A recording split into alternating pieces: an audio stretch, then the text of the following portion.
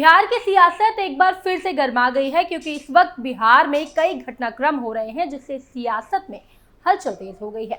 चाहे वो गिरिराज सिंह को लेकर हो या फिर दिल्ली में मीटिंग को लेकर। एक तरफ गिरिराज सिंह बिहार में अपनी एक अलग पहचान बनाने में लगे हुए हैं, तो वहीं दूसरी तरफ बिहार के सीएम नीतीश कुमार को लेकर भी चर्चाओं का बाजार गर्म हुआ है। तो चलिए आपको पूरी कहानी बताते हैं। नमस्कार, कैपिटल टीवी बिहार की स्पेशल स्टोरी देख रहे हैं आप और मैं हूं आपके साथ प्रियांशु मिश्रा।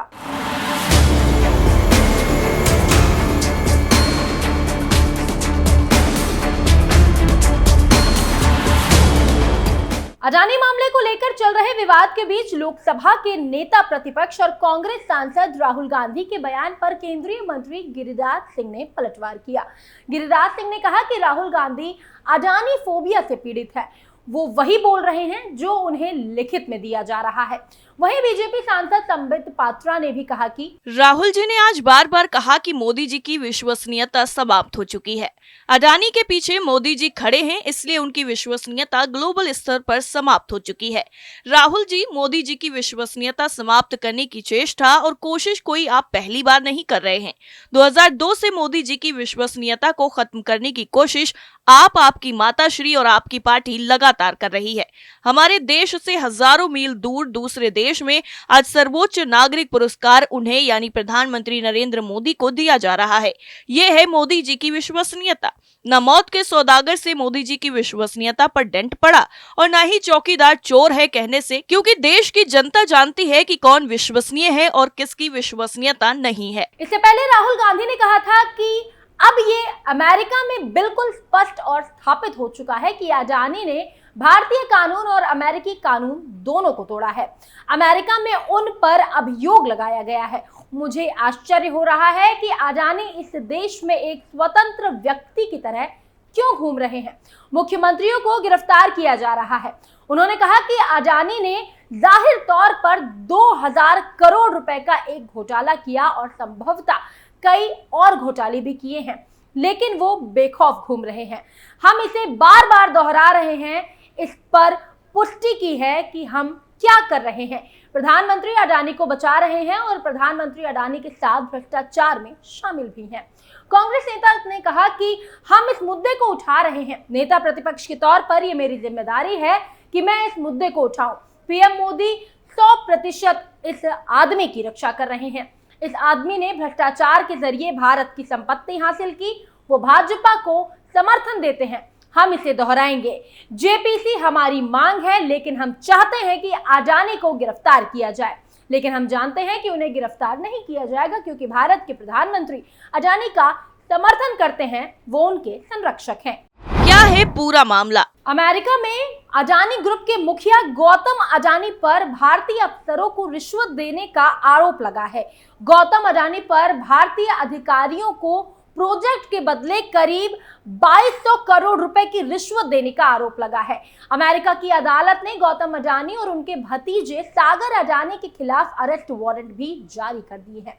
इस बीच अब बड़ा सवाल ये उठ रहा है कि अमेरिकी अधिकारी भारत में एक कथित घूस कांड में इतनी गहरी दिलचस्पी और कार्यवाही क्यों कर रहे हैं। अडानी पर रिश्वत देने का आरोप। न्यूयॉर्क में अमेरिकी अभियोजकों ने भारत में बिजली आपूर्ति टेंडर हासिल करने के लिए भारत सरकार के अधिकारियों को $250 मिलियन से अधिक की रिश्वत देने की योजना बनाने के लिए गौतम अडानी और 7 अन्य को दोषी ठहराया है। इसी के साथ ही अमेरिकी सिक्योरिटी एंड एक्सचेंज कमीशन ने भी गौतम अडानी और उनके भतीजे और अडानी ग्रीन एनर्जी के कार्यकारी सागर अडानी और एक्सोर पावर के सीरियल स्टीवन डोमिनिन कैबिन्स, जो कि एक फ्रांसीसी नागरिक हैं, उनके खिलाफ भी जूरी ट्रायल और दंड की मांग करते हुए अदालत का रुख किया है। अमेरिकी अधिकारियों की दिलचस्पी मुख्य रूप से अडानी ग्रुप की गतिविधियों और अमेरिका में मौजूद उनके अमेरिकी निवेशकों से संबंधित है। अडानी समूह के साथ संबंध मुख्य रूप से 2021 में अडानी ग्रीन कॉर्पोरेट ब्रांड जारी करने से संबंधित है, जिसमें अमेरिकी निवेशक भी शामिल है। जहां तक एक्सोर का सवाल है, भले ही ये मुख्य रूप से एक सहायक कंपनी के माध्यम से भारत में कारोबार करता है, लेकिन इसके पास न्यूयॉर्क स्टॉक एक्सचेंज में सूचीबद्ध प्रभूतियां थीं। क्या कहता है अमेरिकी कानून? अमेरिकी कानून मुख्य रूप से देश का विदेशी भ्रष्ट आचरण अधिनियम यानी फॉरेन करप्ट प्रैक्टिसेस एक्ट कुछ वर्गों के व्यक्तियों और संस्थाओं को विदेशी सरकारी अधिकारियों को व्यवसाय प्राप्त करने या बनाए रखने के लिए भुगतान करने से रोकता है। दूसरे शब्दों में कहा जाए तो ऐसे व्यक्तियों और संस्थाओं के लिए दूसरे देशों में सरकारी अधिकारियों को रिश्वत की पेशकश करना, वादा करना या भुगतान करना गैर कानूनी है।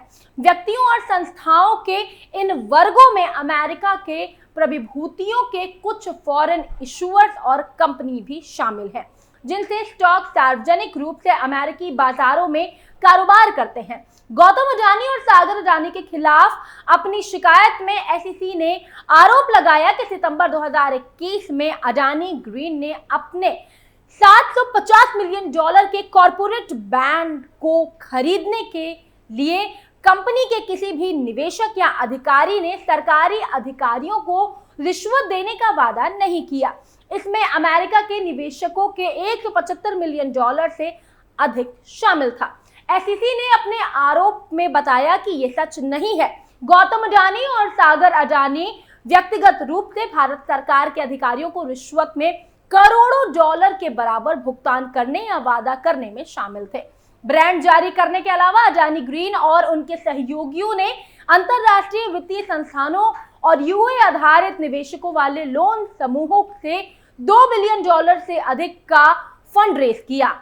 न्यूयॉर्क के पूर्वी जिले में अमेरिकी अटॉर्नी ब्यून पीस ने अभियोग की घोषणा करते हुए कहा कि अडानी ग्रुप ने अरबों डॉलर के अनुबंध हासिल करने के लिए भारत सरकार के अधिकारियों को रिश्वत देने की एक विस्तृत योजना बनाई और गौतम अडानी, सागर अडानी और विनीत एस जैन जो कि अडानी ग्रीन के प्रबंधक निदेशक हैं, उन्हें रिश्वत योजना के बारे में झूठ बोला।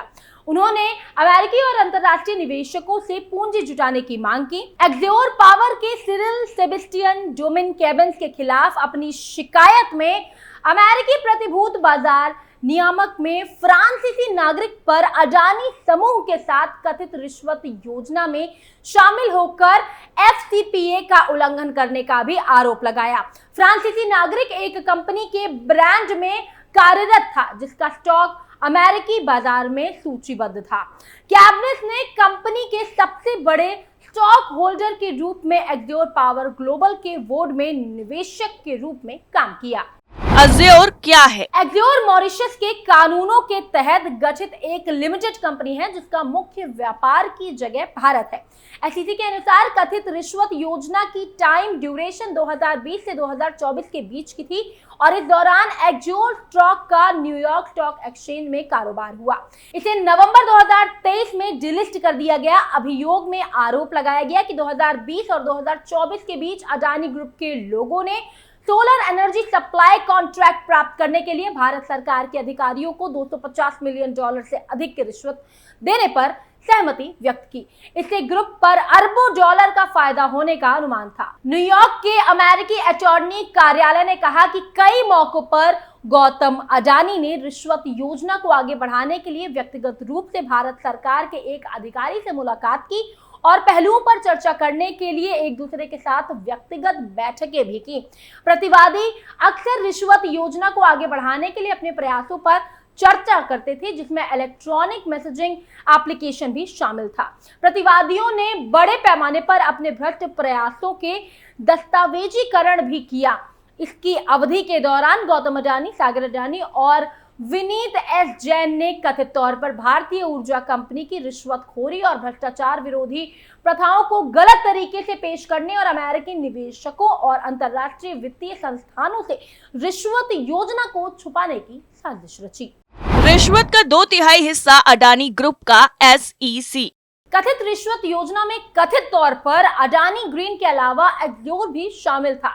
एसईसी ने आरोप लगाया कि दोनों कंपनियों के वरिष्ठ अधिकारियों ने राज्य बिजली वितरण कंपनियों को कंपनियों के अनुकूल कीमतों पर सौर ऊर्जा खरीदने के लिए भारत में सरकार के अधिकारियों पर दबाव डालने और रिश्वत देने की योजना बनाई। आरोप है कि दी गई या दावा दी गई रिश्वत में एक्सोर का हिस्सा 1/3 था, जबकि 2/3 हिस्सा अडानी ग्रुप का था। आपको बता दें कि जनवरी 2023 में हिंडनबर्ग रिसर्च की रिपोर्ट आई।